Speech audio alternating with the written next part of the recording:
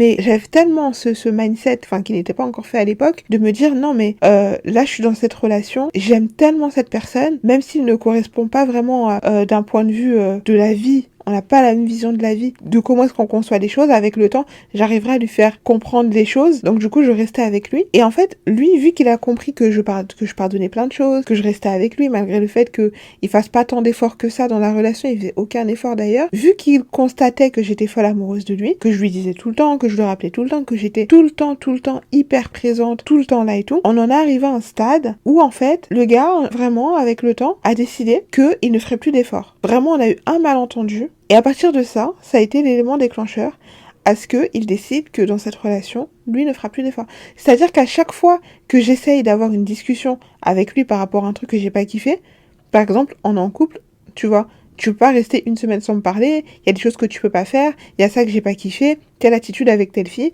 À chaque fois que j'essaie d'avoir une discussion avec lui, non mais tu me prends la tête, et puis rappelle-toi que t'as fait ça. Ouais, tu me prends la tête, et puis rappelle-toi que t'as fait ça. Ouais, mais tu me prends la tête, et puis rappelle-toi que t'as fait ça. Et je souffrais.